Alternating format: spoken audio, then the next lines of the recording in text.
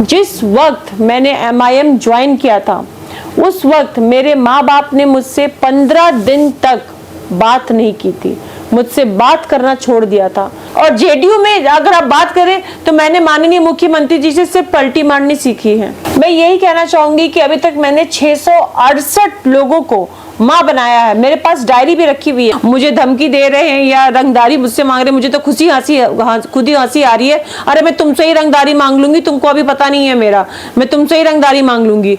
जो मुझसे मांगेंगे मैं उनसे भी मांग लूंगी। भाई तुम ही मुझे दे दो 10 लाख रुपया, मुझसे मांग रहे हो, मुझे ही दे दो। नहीं, मुझे किसी से डर नहीं लगता, शेरनी किसी से नहीं डरती। बकरियां झुंड में चलती होंगी लेकिन शेरनी अकेले ही चलती हैं। पप्पू यादव जी को मैं बहुत बेहतर मानती हूँ, जावेद आलम जी को बहुत बेहतर मानती हूँ, बहुत ही शांत। जावेद जी, डॉक्टर सांसद जी, उनको बहुत बेहतर मानती हूँ। काफी गंभीर और सौम्य उनका ये रहा है। मैं मास्टर मुजाहिद जी का बहुत तारीफ करती हूँ, हर जगह वो नजर आ जाते हैं, हर जगह वो दुख में पहुंच जाते हैं। अब रही बात ओवैसी साहब से, ओवैसी साहब से मैंने मंच पर उनको जब मैंने देखा भाषण देते हुए तो एक अंदर से एक इंतुजियाज्म आया, एक लगा कि नहीं, एक जेंटलमैन, एक बहुत बड़े नेता जिनसे कि मैंने भाषण देना सीखा। 10 लाख लोग सामने खड़े हैं, उनके सामने मैं भाषण दे रही हूँ। ही इज अ जेंटलमैन, वो बहुत ही अच्छे इंसान है। राजनीतिक हमारे अलग अलग हो सकते हैं भावपूर्ण, लेकिन एक अच्छे इंसान है, एक जेंटलमैन है और बहुत ही जेन्युइन बात वो अपनी रखते हैं। तो ये चीज मैंने उनसे सीखी है। कि आपका एक वीडियो देखा था जिसमें आप बोलते हुए नजर आ रही थी कि मैं लोकसभा का चुनाव लड़ सकती हूँ या लड़ने की तैयारी, क्या समझा जाए? कैंडिडेट मानकर चलिए हम लोग आपको लोकसभा के लिए कैसे? देखिए, ये बात तो अब राष्ट्रीय अध्यक्ष जी तय करेंगे कि यहाँ का कैंडिडेट कौन होगा, और राष्ट्रीय अध्यक्ष जी पर ही सारा कुछ डिपेंड करता है। अब मैं कैंडिडेट हूँ कि कोई और कैंडिडेट हो सकता है मैं उनके लिए प्रचार प्रसार करूँ जो कैंडिडेट बनेंगे, तो ये अभी से कह देना ये बहुत ज्यादा जल्दी हो जाएगी, जल्दबाजी हो जाएगी। लेकिन हाँ, राष्ट्रीय अध्यक्ष जी जिसे भी कैंडिडेट चुनेंगे मैं उनके लिए प्रचार प्रसार जरूर करूंगी। जीना मरना तो ऊपर वाले के हाथ में है, जब बुलावा आएगा तो चली जाऊंगी, जब तक बुलावा नहीं है तब तक यहाँ पे शेरनी की तरह डट के रहूंगी।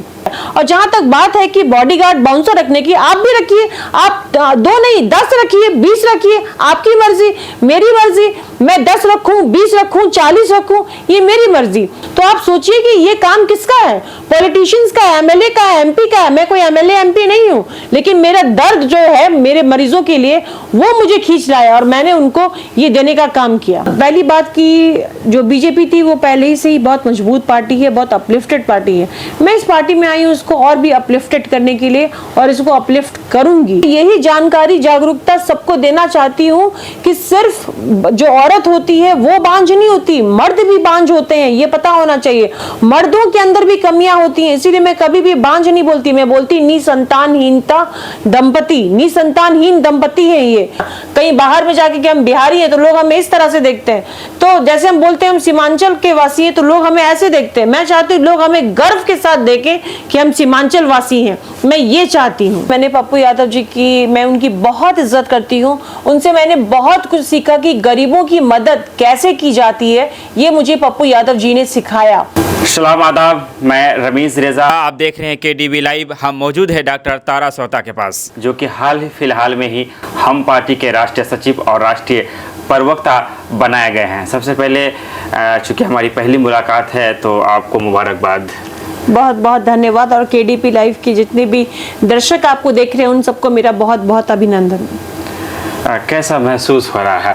हम पार्टी में अब आप हैं राष्ट्रीय सचिव और राष्ट्रीय प्रवक्ता, बड़ी जिम्मेदारियां दी गई है। बहुत सारे लोगों को इस पद तक जाने के लिए लंबा इंतजार करना पड़ता है और आपने ज्वाइनिंग लिया और आपको ये पद मिल गया। जी, बहुत बड़ी जिम्मेदारी दी गई है मेरे कंधों पर और इस जिम्मेदारी को मैं बखूबी निभाऊंगी और बहुत अच्छे से निभाऊंगी और बहुत सारे लोगों को हम पार्टी से जोड़ करके मैं अपना कार्य करूंगी और निष्ठापूर्वक करूंगी। सवाल बहुत सारे हैं, इससे पहले कि हम तमाम तर सवालों में आए, चूँकि आपका एक वीडियो देखा था जिसमें आप बोलते हुए नज़र आ रही थी कि मैं लोकसभा का चुनाव लड़ सकती हूँ या लड़ने की तैयारी, क्या समझा जाए? कैंडिडेट मानकर चलिए हम लोग आपको लोकसभा के लिए कैसे? देखिए, ये बात तो अब राष्ट्रीय अध्यक्ष जी तय करेंगे कि यहाँ का कैंडिडेट कौन होगा, और राष्ट्रीय अध्यक्ष जी पर ही सारा कुछ डिपेंड करता है। अब मैं कैंडिडेट हूँ कि कोई और कैंडिडेट हो सकता है मैं उनके लिए प्रचार प्रसार करूँ जो कैंडिडेट बनेंगे।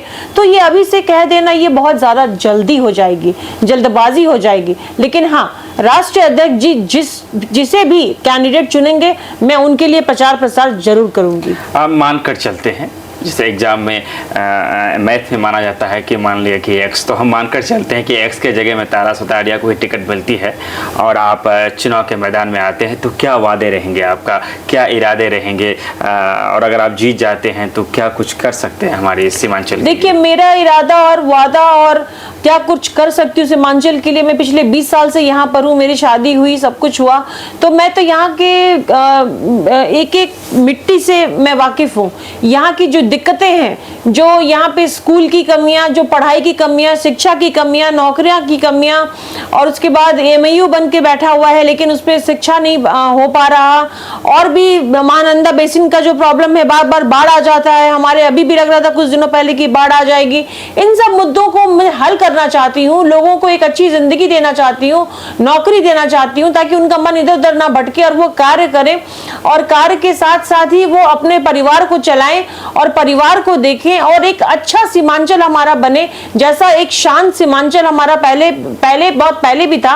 अभी भी मैं चाहती हूँ कि वो शांत सीमांचल बने, और एक अच्छे जैसे बिहार को हम कहते हैं ना, कहीं बाहर में जाके कि हम बिहारी हैं तो लोग हमें इस तरह से देखते हैं, तो जैसे हम बोलते हैं हम सीमांचल के वासी हैं तो लोग हमें ऐसे देखते हैं। मैं चाहती हूँ लोग हमें गर्व के साथ देखें कि हम सीमांचल वासी हैं, मैं ये चाहती हूँ। सबसे पहले जब तारा सुतारिया को जानने का मौका मिला तो गांगीहाट में एक प्रोग्राम था, जब पुलवामा की घटना हुई थी, कैंडल मार्च था, हम लोग भी गए थे और उसमें आपका जाना हुआ था। तब आप जन अधिकार से जुड़े हुए थे, फिर उसके बाद मजलिस के बाद फिर जेडीयू के बाद अब आप हम में हैं। तमाम तरह पार्टियों का एक अनुभव रहा आपके पास, और मैं ये जानना चाहूँगा कि क्या कुछ सीखा आपने इन तमाम, जब भी आदमी ज़्यादातर जगहों पर जाता है तो उसे कुछ ना कुछ सीखने को मिलता है। तारा सुता ने क्या सीखा? जी, सबसे पहले जब मैंने जॉब ज्वाइन किया था तो मैंने पप्पू यादव जी की, मैं उनकी बहुत इज्जत करती हूँ, उनसे मैंने बहुत कुछ सीखा कि गरीबों की मदद कैसे की जाती है। ये मुझे पप्पू यादव जी ने सिखाया, किस तरीके से गरीब की मदद उनको मैंने करते हुए देखा है अपने आंखों के सामने। मैं ये कोई झूठा बयान नहीं दे रही, मैं अपने आंखों के सामने उनको देखा है कि लोग उनके पास आए हैं कि मेरे पास जेब में 1 रुपया नहीं है, मेरा पति जो है वो एडमिट है आईसीयू में यहाँ पर पटना में, उन्होंने अपने जेब से पैसे निकाल करके उसको दिए हैं। ऐसे कई न जाने कितने मरीजों को उन्होंने पैसे दिए, कि उनकी हेल्प की, उनकी मदद की, और कई जगह उन्होंने कागज पे साइन करके दिया। तो मैंने उनसे ये चीज सीखा कि एक नेता को अगर सच में अपने प्रजा को देखना है तो उसे उसकी मदद हमेशा करने के लिए खड़ा होना चाहिए। जिस वक्त बाढ़ आया था तो वो जेसीबी लेकर के पूरे पटना में फूड डिस्ट्रीब्यूशन कर रहे थे, बताइए कौन नेता ऐसा करता है? तो ये बहुत बड़ी चीज मैंने उनसे सीखी। अब रही बात ओवैसी साहब से, ओवैसी साहब से मैंने मंच पर उनको जब मैंने देखा भाषण देते हुए तो एक अंदर से एक इंतुजियाज्म आया, एक लगा कि नहीं, एक जेंटलमैन, एक बहुत बड़े नेता जिनसे कि मैंने भाषण देना सीखा। 10 लाख लोग सामने खड़े हैं, उनके सामने मैं भाषण दे रही हूँ। ही इज अ जेंटलमैन, वो बहुत ही अच्छे इंसान है। राजनीतिक हमारे अलग अलग हो सकते हैं भावपूर्ण, लेकिन एक अच्छे इंसान है, एक जेंटलमैन है, और बहुत ही जेन्युइन बात वो अपनी रखते हैं। तो ये चीज मैंने उनसे सीखी है। और जेडीयू में अगर आप बात करें तो मैंने माननीय मुख्यमंत्री जी से सिर्फ पलटी मारनी सीखी है। जिन पार्टियों को आपने पीछे छोड़ते हुए, हम उनमें से सिर्फ अगर नेगेटिविटी कहें या फिर जो भी कहें तो सिर्फ मुख्यमंत्री नीतीश कुमार के लिए है, ऐसा क्यों? इसलिए क्योंकि नीतीश कुमार जी की पार्टी में कभी महिलाओं को आरसीपी सर के अलावा किसी ने भी उनको भाव दिया ही नहीं, महिलाओं को आगे बढ़ने का मौका दिया गया ही नहीं। कभी नीतीश कुमार जी ने कभी ये बुला के इश्यूज को पूछा ही नहीं। जब तक लीडर जो है कार्यकर्ता के इश्यूज को सुनेगा नहीं, क्योंकि ग्राउंड लेवल पे तो कार्यकर्ता काम कर रहा है, कार्यकर्ताओं की बात को अगर लीडर नहीं सुनेगा तो वो काम कभी पूर्ण रूप से नहीं हो सकता। और कार्यकर्ताओं के बल पर ही एक लीडर काम कर सकता है, ये बात समझनी बहुत जरूरी है, क्योंकि ग्राउंड लेवल पर कार्य करता ही रहता है जो उनको सही सूचना देता है। आपने कहा कि नीतीश कुमार से मैंने पलटी मारना सीखा है, तो जो ये जाप से एमआईएम से जेडीयू से आज हम, तो क्या ये आपने नीतीश कुमार जी से सीखा है, क्योंकि वो भी कभी राजद से भाजपा, भाजपा से राजद करते रहते? देखिए, ये तो मैंने मजाक में बोल दिया, हंसी मजाक, ताकि थोड़े से हंसी मजाक भी हो जाए इस बीच। नहीं, ऐसी बात नहीं है। मुझे बुरा तब लगा था जब मैंने ज्वाइन किया था 8 मार्च को, और उस दिन वुमेन्स इंटरनेशनल डे था, और मैंने जेडीयू में ज्वाइन किया था, और सर जो थे उस वक्त बीजेपी के साथ थे, लेकिन जैसे ही बीजेपी के साथ उन्होंने रिश्ता तोड़ा, और रिश्ता तोड़ने के बाद वो सीधा आ गए महागठबंधन के साथ, मतलब कि आरजेडी के साथ, तो मुझे लगा ये क्या है, ये तो पार्टी की कोई असूल ही नहीं है इनका। पार्टी एक उसूलों पे चलती है, उस उसूल को मेंटेन रखती है, कोई भी पार्टी हो, आरजेडी हो, बीजेपी हो, या फिर आप कहें कि छोटी छोटी पार्टियां भी, क्षेत्रीय पार्टियां भी हो, राष्ट्रीय पार्टियां भी हो, कांग्रेस भी हो, सभी अपने अपने उसूलों पे चलती हैं। तो ये उनके अपने उसूलों पे क्यों नहीं चल रहे, ये बात मुझे बुरी लगी। I am educated women and I want to see each and every politician as as a strong personality, as an ideal, so that कि बाकी के लोग जो हैं उनको देखें and they learn by seeing them that yes, this is the personality whom I want to be. I want to be a leader like him. पर मुझे ऐसा कुछ भी उन पे नजर नहीं आया। सवाल बहुत सारे हैं, चूँकि पहली दफ़ा आपसे मिलने का मौका मिला है, इसके लिए आपका हम पुनः धन्यवाद कहना चाहेंगे। चूँकि एक नेता के साथ साथ आप एक डॉक्टर भी हैं, और ख़ास करके किसी भी इंसान को अगर सबसे ज़्यादा प्यार होता है तो या तो उनकी अपनी दौलत से होती है, तो फिर उनके अपने बच्चे होते हैं। और जो लोग बच्चे नहीं हो पाते, जिनके शादी के बाद जो वैवाहिक जीवन उथल पुथल से भर जाता है, अगर संतान की प्राप्ति ना हो, तो ऐसे में बहुत सारे आपके जो सोशल अकाउंट है, आसिफ साहब और आपके अकाउंट से भी हम लोग देखते रहते हैं, वॉच करते रहते हैं, बहुत सारे ऐसे परिवार होंगे जो शादी के 8-10 सालों तक उनको बच्चे नहीं हुए हैं, और फिर आपके ट्रीटमेंट के बाद क्या महसूस होता है, इसको लेकर क्या कहना चाहेंगे आप?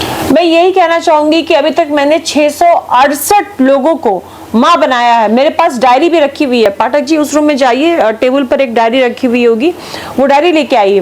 वो गवाही है इस चीज की कि मैंने अभी तक 668 लोगों को दवाई, IUI और IVF के द्वारा माँ बनाया, वो भी उन लोगों को। एक रिटायर्ड DM है, सोचिए वो रिटायर्ड है, DM रिटायर्ड हो चुके हैं, और वो पहली बार बाप बनने का और माँ बनने का उनको सुख प्राप्त हुआ। अब आप इसी से समझ सकते हैं कि वो कितने एजेड होंगे, नाम उनका मैं नहीं लेना चाहूंगी। एक और ऐसी पेशेंट है जो कि 50 साल की है, और उसको भी बच्चा हुआ, सबको लगा कि वो नानी बनी है, लेकिन पता चला कि बाद में कि वो माँ ही बनी है। और मेरे साथ तो सबसे ज्यादा है कि एक साथ में 2-2 बच्चे कर देती हूँ। तो आप, ये मेरा रिजल्ट है, किसी के कुछ कहने से मुझे कोई फर्क नहीं पड़ता।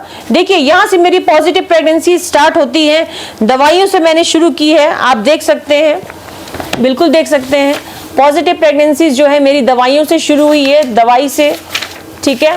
उसके बाद positive positive positive positive positive, twin pregnancy IVF IVF IVF IVF IVF IVF IVF। अरे कितना तुम लोग डॉक्टर तारा श्वेता आर्या को ये करोगे। डॉक्टर तारा श्वेता आर्या बांझपन हटाने की मुहिम को पूरा करके रहेगी, और बांझपन मुक्त बिहार बनाएगी, बांझपन मुक्त पूरा भारत बनाएगी। मैं तो चाहती हूँ प्रधानमंत्री मोदी जी को भी मैं ये बताऊं कि ये क्षमता आपकी भारत की बेटी में, आपकी सीमांची है कि वो भारत को पूरा से बांझपन मुक्त बना सकती है। ये खबर अगर आप पहुंचा सके प्रधानमंत्री मोदी जी के पास, तो ये बहुत बड़ी बात और बहुत बड़ी जीत होगी। क्योंकि लोग जो हैं वो आकर के चुपचाप बोलते हैं कि मेरी सास और पति आए और बोले कि मेरी बहू को बोल देना कि तुम बांझो ताकि दूसरा शादी कर सके। ऐसे ऐसे लोग आकर के मुझे चेंबर में बोलते हैं, मुझे बहुत बुरा लगता है, क्योंकि बांझ सिर्फ पत्नी नहीं होती, पति भी होते हैं। तो इन दोनों को कहा जाता है, और बांझ शब्द से तो मुझे नफरत है। मैं बांझपन हटाने की मुहिम मैंने इसीलिए शुरू की है क्योंकि मैं इस बांझपन शब्द को खत्म कर देना चाहती हूँ सिरे से। बहुत बेहतरीन बात कही आपने। बांझपन जो है एक तरह से एक अभिशाप भी है एक औरत होने के नाते से। इसमें कोई शक नहीं है कि बहुत सारे ऐसे मरीज हैं जो कि आपके सोशल अकाउंट में भरे पड़े हैं कि जिन्हें वर्षों से संतान की प्राप्ति नहीं हुई थी, आपके यहाँ से वो ट्रीटमेंट लेने के बाद उनके बच्चे हुए हैं। थोड़ा सा चूँकि एक डॉक्टर हैं, मैं जानना चाहूँगा कि आखिर क्यों इस तरह की परिस्थितियाँ आती है, कौन सी कमी है? चूँकि हमारा जो सीमांचल है, जो कि 20 साल से प्लस आपकी शादी के भी हो चुके हैं, यहाँ के वातावरण को भी आप देख रहे होंगे, कौन सी ऐसी कमियाँ हैं, क्या चीज़ें हो सकती है जो इस तरह की समस्याएं उत्पन्न होती है, कौन सी बातों का ख्याल रखना चाहिए? जी जी, सबसे पहले तो लेट मैरिज, आजकल शादियां जो हैं काफ़ी देर लोग ध्यान देते हैं, जो अर्बन आप बोलेंगे जो एरियाज हैं उसमें। दूसरी बात जो है वो ये होती है कि कभी कभी बच्चेदानी में कोई ट्यूमर है, कोई फांक है, 2 भागों में बटा हुआ है, वो है। कई बार तीसरी मर्द की कमी के कारण के भी ये परेशानी होती है, उनकी वजह से भी ये परेशानी आ जाती है और वो माँ बाप नहीं बन सकते। चौथी बात, एंडोमेट्रियोसिस बोल के एक बीमारी है जिसकी वजह से माँ बनना इम्पॉसिबल के बराबर ही है, लेकिन उनको भी हमने माँ बनाया। कभी कभी लोग ऑपरेशन करा लेते हैं बच्चादानी पलटवा लेते हैं, लाइगेशन करवा लेते हैं और उनको फिर लगता है कि बच्चा मुझे और चाहिए। तो ये कुछ चीजें ऐसी हैं। पीसीओएस बोल के एक बीमारी है, पॉलीसिस्टिक ओवेरियन सिंड्रोम, उसमें भी बच्चा नहीं आता। तो ऐसी कई चीजें हैं जिससे कि बच्चा जो है नहीं आ पाता है और इसके लिए साइंस डेवलप कर चुका है और अब आप माँ बन सकती हैं हर तरीके से, अगर आप आईवीएफ का, टेस्ट ट्यूब बेबी का, आईयूआई का या मेडिसिन का सहारा ले तो। चूँकि आप भी एक औरत है तो इसलिए इस दर्द को आप महसूस कर सकते हैं। जब भी बांझपन वाली बात कहीं पर आती है तो इसमें हमारे यहाँ की जो एक धारणा बन चुकी है कि शक की निगाहों से या पूरा दोष एक औरत समाज के ऊपर थोप दिया जाता है, जबकि कभी कभार का बहुत सारे मामले ऐसा होता है कमी मर्द के अंदर होता है, लेकिन हम जो निगाह हमारी होती है, शक की जो निगाहें होती है, वो एक लौता जो हम दोष औरतों को दे देते हैं। इस सोच को कैसे ख़त्म किया जा सकता है? वही तो मैं बताना, मैं यही जानकारी जागरूकता सबको देना चाहती हूँ कि सिर्फ जो औरत होती है वो बांझ नहीं होती, मर्द भी बांझ होते हैं, ये पता होना चाहिए। मर्दों के अंदर भी कमियां होती हैं, इसीलिए मैं कभी भी बांझ नहीं बोलती, मैं बोलती निसंतानहीनता दंपति, निसंतानहीन दंपति है ये, बांझ नहीं है, क्योंकि दोनों की तरफ से बांझ का बात होता है, सिर्फ एक जन का नहीं। और दूसरी बात ये रही कि जो अपने आप को ये कहते हैं कि औरत बांझ है, वो बेचते हैं। जागरूकता बहुत जरूरी है कि ये कमियां माँ बाप दोनों में हो सकती है, पति पत्नी दोनों में हो सकती है और दोनों को ही अपना सुचारू रूप से इलाज कराना चाहिए और इलाज कराने के बाद उन्हें फल जरूर मिलेगा। पहली बार में 70% चांसेस होता है प्रेगनेंसी आने का, दूसरी बार में और 30% होता है नेगेटिव आने का। दूसरी बार में भी फिर हम ट्राई करते हैं, फिर हम तीसरी बार में ट्राई करते हैं। तो ऐसा भी पेशेंट मेरे पास है जो कि 6 बार 7 बार ट्राई कर चुका और उसको 8वीं बार में बेटा पैदा हुआ। आएंगे पॉलिटिकली सवालों में भी और आरोप प्रत्यारोप के जो सिलसिला चल रहा है उस पर भी, लेकिन जो है काफ़ी ज़्यादा लोगों को प्रभावित करने का काम कर रहा है कि खासकर महिलाओं की जो हम बात करें, ब्लड की कमी, रक्त की कमी, अक्सर पेशेंट की मौत जब होती है, चाहे वो डिलीवरी के समय हो या फिर और की ब्लड की कमी से, ये ब्लड की जो कमी होती है ये क्यों होती है और रक्तदान हमें क्या करना चाहिए? इसके लिए मैं चाहूँगा थोड़ा सा मोटिवेशन। देखिए, सबसे बड़ी बात कि मैं जनता को ये बोलना चाहूँगी कि अनीमिया नाम की एक बीमारी होती है जिसमें कि ब्लड की कमी हो जाती है और अक्सर औरतों को जो है ये पूरे इंडिया में मुझे लगता है कि 14 से 20% जो महिलाएं हैं वो अनीमिया से ग्रसित हैं और बॉडी का स्ट्रक्चर ही हमारा कुछ ऐसा है कि हमें अनीमिया की बीमारी है। इंडिया में ये पूरी तरीके से आंकड़े जारी कर दिए गए हैं।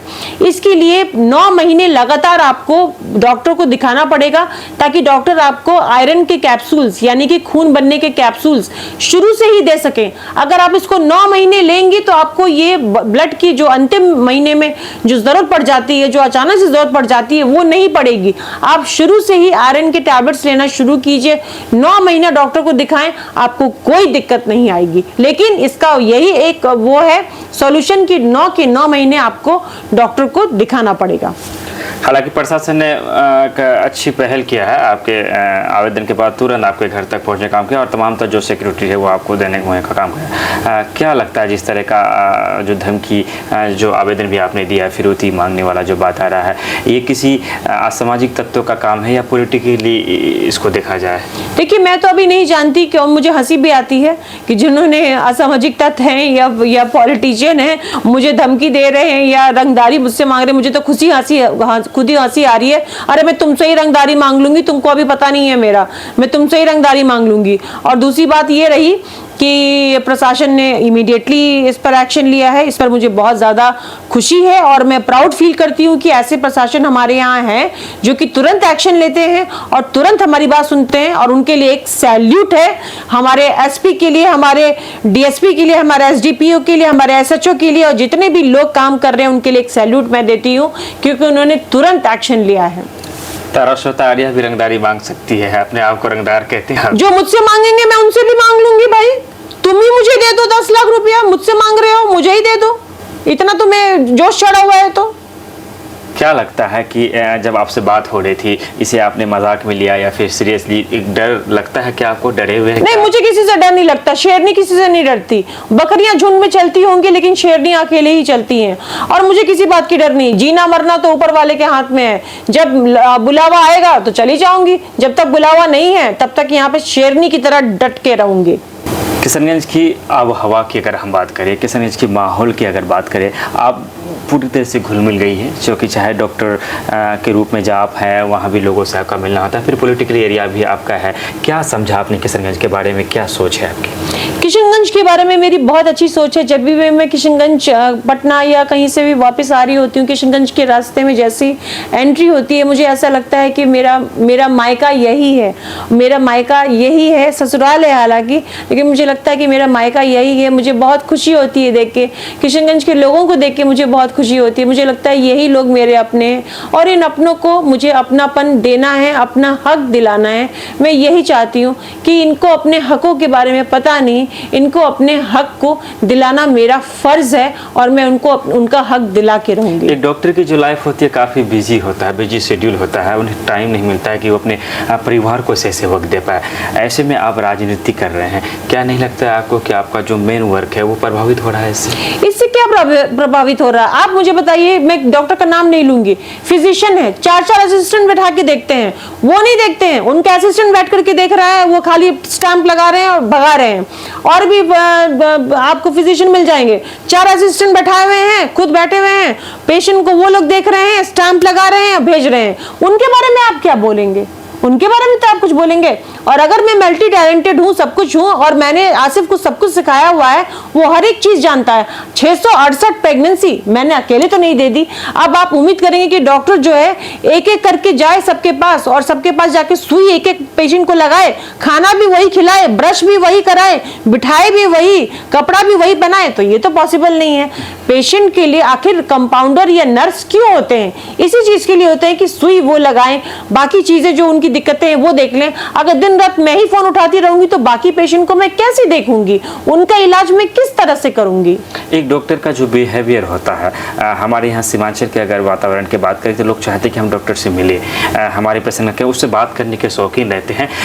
अदरवाइज वहाँ असिस्टेंट जितने भी हो जाए, लेकिन चूंकि जब आप एंट्री करती होगी तो आपके साथ बॉडीगार्ड होते रहेंगे, तमाम तो लोग होते रहेंगे। अमूमन एक डॉक्टर के पास इस तरह की चीज़ें नहीं होती, क्योंकि यहाँ बॉडीगार्ड एक नया ट्रेंड है, नया ट्रेंड है, लोगों के लिए नई चीज़ है, तो थोड़ा सा वो सहम जाते होंगे। क्या लगता है? नहीं, कोई सहम नहीं जाता। ये नया ट्रेंड है। मिसेस वर्ल्ड बनी, नया ट्रेंड बना। मिसेस इंडिया बनी, नया ट्रेंड बना। इसके पहले तो आपने देखा नहीं, जैसे अभी कोका फेस्टिवल हुआ, उसके पहले विश्वजीत का मिस और मिसेस बिहार हुआ था। ये सब किसकी वजह से हुआ? मेरी वजह से, क्योंकि मैंने ये ट्रेंड लाया किशनगंज में कि हम मिसेस वर्ल्ड, मिसेस इंडिया भी बन सकते हैं। तो नया ट्रेंड धीरे धीरे शुरू होता है। और जहां तक बात है कि बॉडीगार्ड बाउंसर रखने की, आप भी रखिए, आप 2 नहीं 10 रखिए, 20 रखिए, आपकी मर्जी, मेरी मर्जी। मैं 10 रखूं, 20 रखूं, 40 रखूं, ये मेरी मर्जी। देखिए, मिसेस वर्ल्ड हूं, लोग सेल्फी खिंचाने आ जाते हैं, कभी कुछ कराने आ जाते हैं, तो महिला हूं, थोड़ी प्रोटेक्शन तो मुझे वाजिब है कि मुझे रखनी चाहिए, और मैं अपने हिसाब से रखती हूँ। अगर आपकी मर्जी है, आप भी रखिए, आपको किसने रोका है? ये राजनीति की जो सोच है, ये कहाँ से आई? मायके से या ससुराल से? ये ना मायके से आई है ना ससुराल से आई है, ये मेरे मरीजों से आई है। क्योंकि मेरे जितने भी मरीज हैं, वो सारी जो बांझपन की मरीजों थी, वो बहुत रोती थी कि मुझे इंसाफ नहीं मिल रहा, मेरी शादी मेरे हस्बैंड की तलाक करा के दूसरी जगह कराई जा रही है। उनकी वजह से ही मैं आज राजनीति में आई हूँ। उनको इंसाफ दिलाने के लिए ही मैं राजनीति में आई हूं कि ऐसे कैसे तुम्हारा पति दूसरा शादी कर लेगा।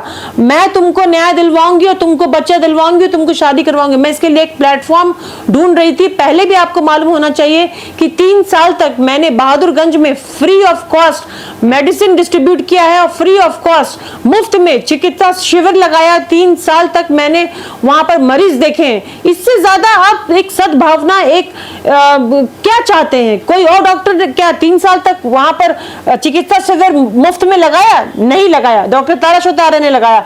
जिस समय 2017 में बाढ़ आई थी, किसी ने खाना बांटा? डॉक्टर ताराशोता आर्य ने बांटा। वहां पे मोजाबारी पुल है, उसके नीचे पे भी पूरे लोग टेंट लगा के थे, वहां पे भी किसी ने बांटा? मैंने बांटा। एक गर्भवती महिला थी, बेचारी वो चल नहीं पा रही थी, उसके पास जाकर के मैंने उसको खाना ढेर सारा दिया। तो आप सोचिए कि ये काम किसका है? पॉलिटिशियंस का है, एमएलए का है, एमपी का है। मैं कोई एमएलए एमपी नहीं हूं, लेकिन मेरा दर्द जो है मेरे मरीजों के लिए, वो मुझे खींच लाया और मैंने उनको ये देने का काम किया। 3 साल फ्री सेवा की बात की आपने, चूंकि मैं भी बहादुरगंज से हूँ तो इसलिए मैं इसे जानता भी हूँ और समझता भी हूँ, और ये बिल्कुल सही बात है, इसकी गवाही मैं भी दे सकता हूँ। लेकिन हमारा जो अब सवाल ये थोड़ा सा आपको हर्ट कर सकता है, पूछना चाहिए या नहीं चाहिए मैं नहीं समझता हूँ, लेकिन मैं ये जानना चाहूँगा कि कितने दिनों तक हम यहाँ पर रहेंगे? मैं हम में हमेशा रहूंगी। और देखिए, ये राजनीति है, सबसे बड़ी बात राजनीति में कब क्या हो जाए ये किसी को पता नहीं होता। पहली बात की जो बीजेपी थी वो पहले ही से ही बहुत मजबूत पार्टी है, बहुत अपलिफ्टेड पार्टी है। मैं इस पार्टी में आई हूँ इसको और भी अपलिफ्टेड करने के लिए, और इसको अपलिफ्ट करूंगी, क्योंकि यहाँ पर देखा जाए तो गरीब लोग, सीमांचल के पीड़ित लोग, शोषित लोग हैं, और जो हम हैं वो इससे बहुत ज्यादा वास्ता रखती है। तो इसीलिए मैं हम पार्टी में आई हूँ इसको अपलिफ्ट करने के लिए। 2-4 ऐसे नेता सीमांचल के जिन्हें ताराशोता आर्य बेहतर नेता के रूप में देखते होगी, उन्हें आपको लगता हो कि नहीं इनकी पूरी राजनीति जो है सही है, और आपके नज़रिए से उन्हें आप बेहतर मानते हैं कि पार्टी से हट करके? देखिए, मैं बेहतर मानती हूँ पप्पू यादव जी को, मैं बहुत बेहतर मानती हूँ। मैं जावेद आलम जी को बहुत बेहतर मानती हूँ, बहुत ही शांत। जावेद जी, डॉक्टर सांसद जी, उनको बहुत बेहतर मानती हूँ। काफ़ी गंभीर और सौम्य उनका ये रहा है। मैं मास्टर मुजाहिद जी का बहुत तारीफ करती हूँ। हर जगह वो नज़र आ जाते हैं, हर जगह वो दुख में पहुँच जाते हैं। इसके लिए भी बहुत कुवत चाहिए, बहुत वो चाहिए कि आप तुरंत पहुँच जाते हैं। तो ये कुछ ऐसे नेताएं हैं जो मेरे मन में हैं। डॉक्टर दिलीप जायसवाल हैं जो कि हर जगह सबके लिए करते हैं। तो मैं इन नेताओं को बहुत रिस्पेक्ट देती हूँ, राजनीतिक गुरु मानती हूँ। बल्कि डॉक्टर मिस्टर RCP सिंह, वो सबसे बड़े मेरे राजनीतिक गुरु थे, हैं और रहेंगे। तो इन लोगों को मैं अपना राजनीतिक गुरु मानती हूँ। आप बेटी कहीं की भी हो, आप बहू सीमांचल की है, और सीमांचल एक ऐसा क्षेत्र है जहां एक औरत, और हाँ, डॉक्टर जीतन राम मांझी और डॉक्टर संतोष सुमन, उनको भी मैं अपना राजनीतिक गुरु मानती हूँ, क्योंकि उनकी बातों से प्रभावित होकर के ही मैंने हम में प्रवेश किया है। मैं पूछ रहा था कि आप बेटी जहाँ की भी हो, लेकिन बहू आप सीमांचल की है, और सीमांचल एक ऐसा एरिया है जहाँ इस तरह से औरतों का खुले तौर पे राजनीति में बहुत कम देखे होंगे, 1-2% भी नहीं होंगे, कुछ भी नहीं है। उस समय में ताराशोता आर्य ने जिस तरह से MIM के बैनर तले जगह जगह, या फिर जन अधिकार के, चूँकि जब आप MIM हुआ करती थी तो तफाकन मैं भी उस समय MIM का ही था, तो मैं बहुत बेहतर से आपको जानता हूँ। कभी आपके परिवार से दबाव नहीं, या परिवार का कैसा सहयोग रहा? अगर हम आपके पतिदेव की बात करें, कभी दबाव रहा, मना किया गया उनके तरफ से कि आप नहीं कर सकते, या फिर भरपूर सहयोग रहा? क्योंकि अमूमन उनके बारे में कभी ऑन द कैमरा आपने कुछ बोलते हुए हमने आप नहीं देखा है। मेरे मैं आपको सच बताती हूँ, अपने ससुराल के बारे में तो मैं नहीं बताना चाहूंगी, लेकिन मायके के बारे में बताना चाहूंगी। जिस वक्त मैंने MIM ज्वाइन किया था, उस वक्त मेरे माँ बाप ने मुझसे 15 दिन तक बात नहीं की थी, मुझसे बात करना छोड़ दिया था, लगभग मुझे छोड़ ही दिया था। 15 दिन तक उन्होंने मुझसे बात नहीं की थी, और मैं बहुत रोती थी कि मुझसे बात कर लो, लेकिन वो लोग मुझसे बात नहीं करते थे। मेरा सवाल था कि घर से, यहाँ से क्या सहयोग मिलता रहा? इसके लिए आपको सहयोग जो मिलता है, परिवार बहुत कोई सहयोग नहीं था। जिस वक्त मैं MIM में थी, मुझे कोई सहयोग नहीं मिला।